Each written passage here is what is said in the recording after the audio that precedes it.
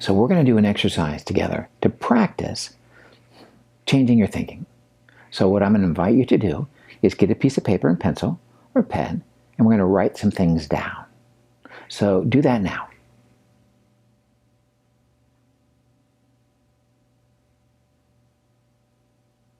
Some of you are quicker than others.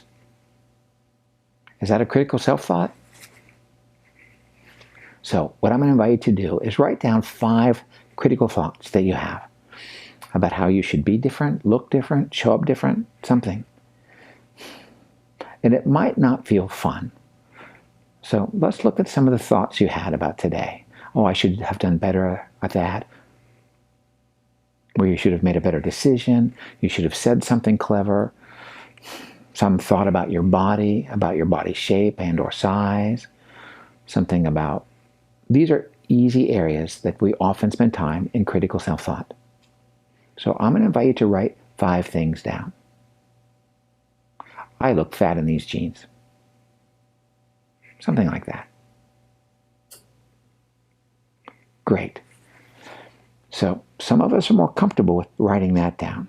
So I'm going to invite you to take those 5 statements as fact, critical thinking, and change those around and see if you can't find something loving to say in relationship to each one of those, as an attempt to heal, to reprogram the dialogue that you carry on with self, to even forgive for having those thoughts.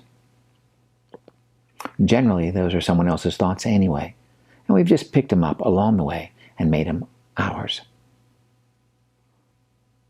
So do that now.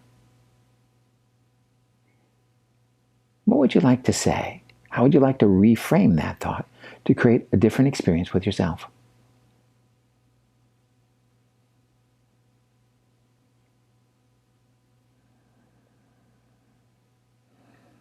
You can see if there's a particular age that critical thinking sounds like.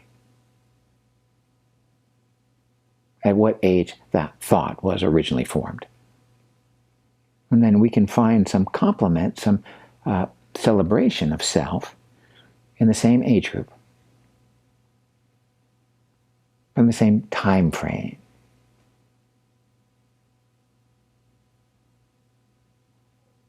And are you having some resistance around some of them? Are some of them not just critical thoughts? They're the truth? Yeah, we want to look at that. We want to try to heal around that.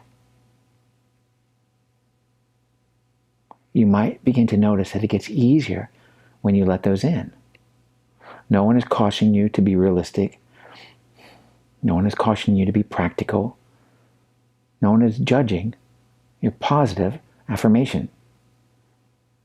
Not even you.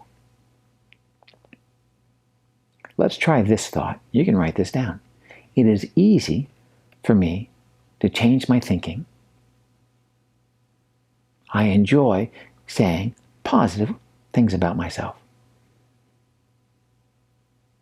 I'm finding qualities, even now, that are new and exciting to me about myself.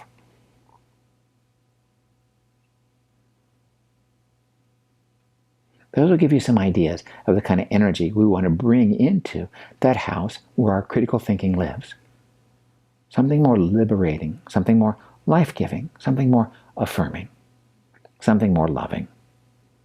And we can let go of the idea of being practical or realistic or reasonable.